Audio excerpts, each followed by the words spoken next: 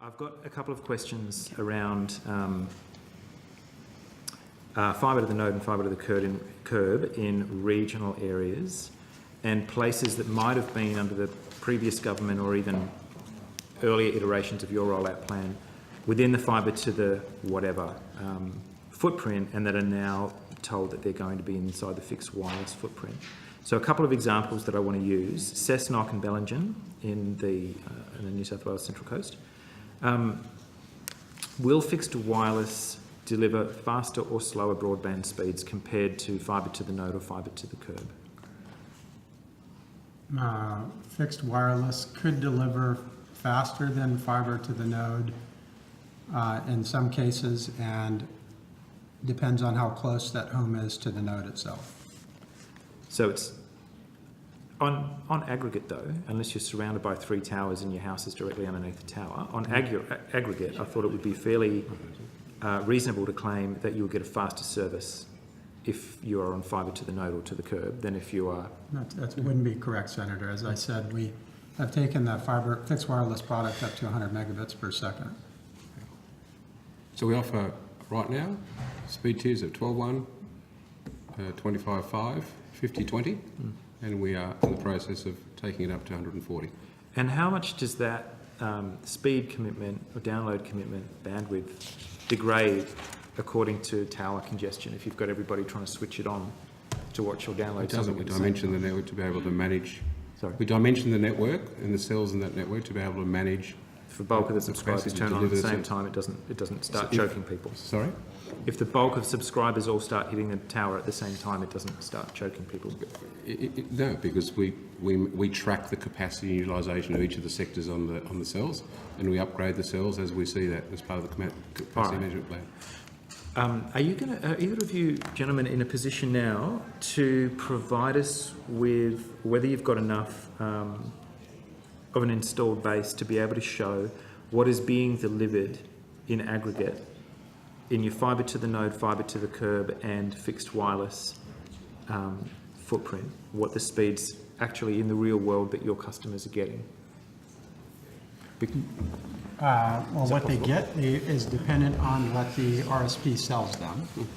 What our line or network is capable of, we do have indications for the fibre to the node and for our fixed wireless. Fibre to the curb is yet to actually go live with RFS service. Okay, I guess I'm a bit less worried about that because we know that's going to be a fair bit quicker when it does arrive.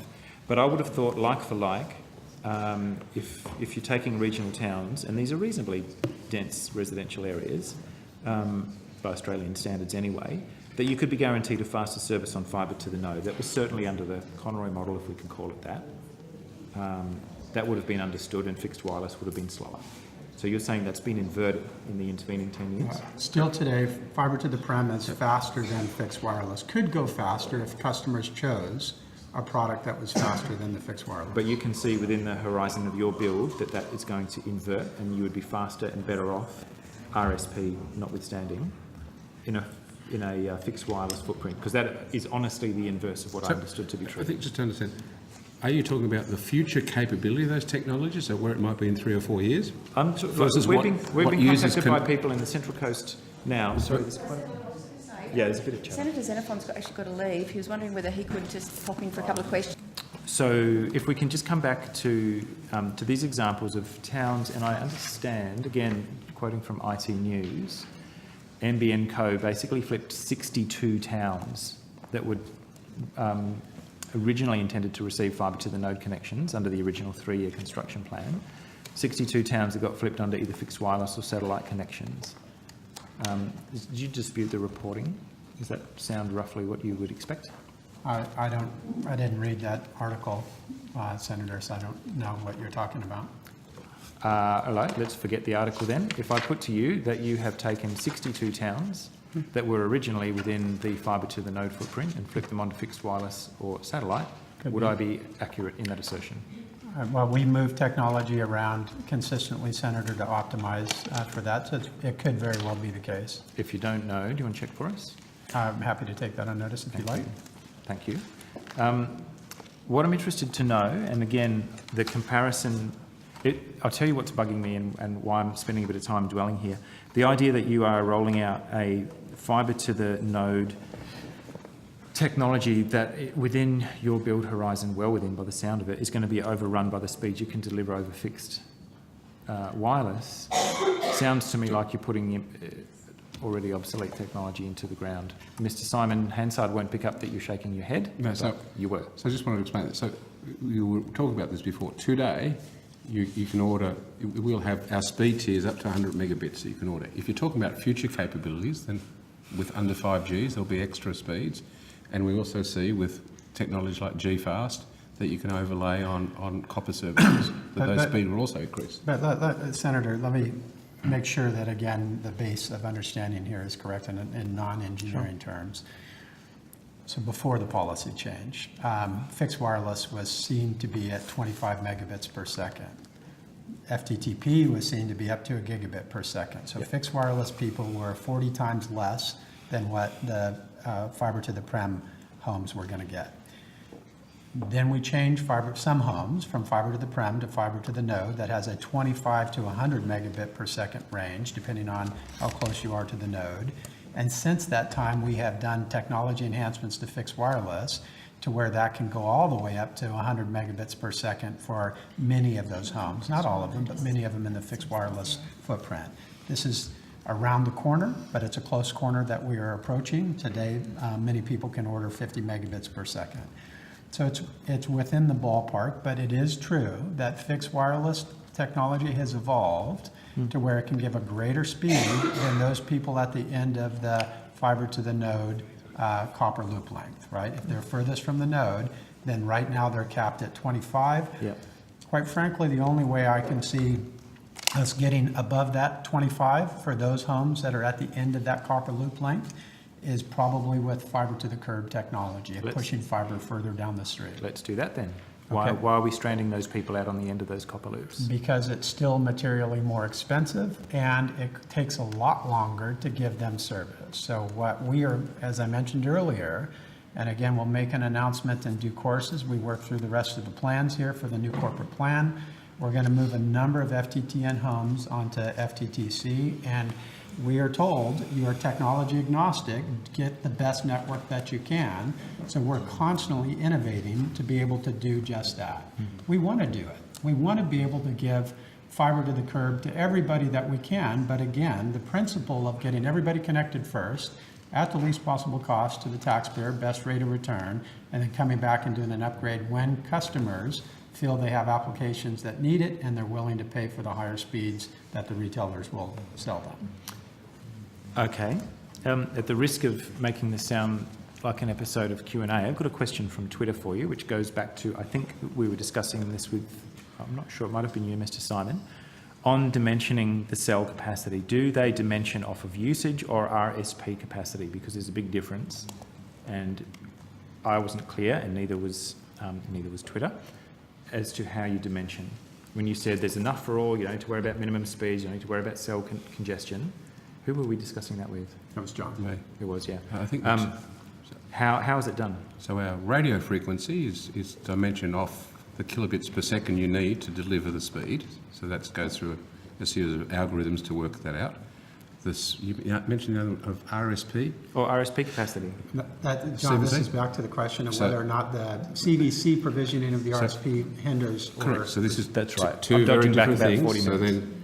then we go from the home right to the cell, and then we make sure that cell can handle that traffic.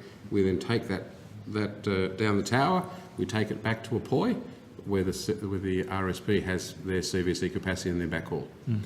How the CVC is dimensioned and the contention ratios they want to use and the experience they want to deliver, that is determined by the RSP. That's their value proposition.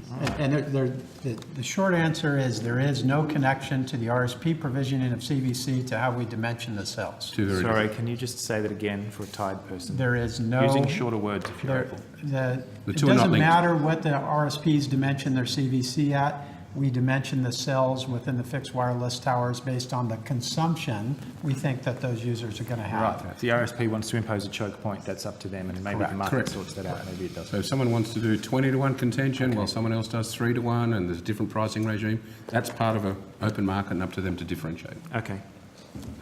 Thank you. Utility magazine article, again, of not all that long ago, reported that you're currently delivering a top speed of 50 down, 20 up on fixed wireless, which I think is consistent with what you've been saying this afternoon. Is that maximum correct? That's Today, accurate? yes. It's today, yeah. What's the minimum acceptable speed, or is it absolutely consistent across the whole customer base? The minimum speed? Minimum acceptable speed. Depends on which product. So say again. So I'm not sure if I'm answering your question because I'm not clear on the question, but we have technically 4 speed ranges, up 12 megabits, up to 25, then up to 50, then up to 100. Yeah. Your question on being minimum is... I guess maybe I should ask this in a slightly different way. What percentage of time can you guarantee that the service will deliver at the maximum rather than at some average rate or some kind of dropout rate? Do you get 50 down, 20 up 100% of the time? No. So just to be clear, no broadband network in the world operates on what you're referring to in that case would be what you call a committed information rate. This is where you have a committed rate 24/7, 7 days a week. Broadband networks for residential services work on what they call a peak information rate. That's what you're talking about. You burst up to that speed. Right. So if you've got a 25, you burst up to that. The outcome of that, to answer your question, it really depends on a couple of things. Your in-home environment, the contention ratios on the CVC, and the performance dimension of the network overall. But generally speaking, broadband networks at peak busy hour often will work on sort of ratios of 90, 90, 60. So in other words, 90% of the speed, 90% of the time, with a worst case scenario of potentially 60% of as the minimum floor. And this is exactly what the ACCC is consulting on with the industry, which is to provide those guidelines so that when an end user places an order with the RSP, they would have a discussion where the RSP would indicate what is the minimum experience you as an end user should expect if you pick a plan, whether it be 25/5 or 50/50. Yeah, that's where the rubber hits during the the road. day, when the network's not heavily used, it's a bit like the road network. You're on a 60 kilometre an hour road, you'll probably be able to do 60 kilometres an hour. But if you jump on that same road maybe at 4 or 5 o'clock, you might be limited to 40. All right, bingo. So that whole experience needs to have a floor underneath it, and that's what they're trying to educate. Thank you. And I think that is the most lucid description of that area that I've come across. So thank you for taking the time to spell it out. Because then these magazine articles basically would give you the impression as a user that we've just designed a freeway on which you would be allowed to travel at 100 kilometres an hour at all times of day or night, including And if peak we hour. did that, the cost of broadband plans would be exponentially more. Your freeway's 50 lanes wide. And just so everyone understands, from day dot, even the phone network never was dimensioned like that. If every person had a telephone, and when they first existed, and they tried to make a call at a particular time, no phone network was ever dimensioned to be able to take the 100% of the users logging on and making a phone call. Broadband networks are no different. So I'm half an hour already. If you've very got a close few to- more questions, then that's fine. If not, we'll come back to you. I'm actually really close to being done. Okay.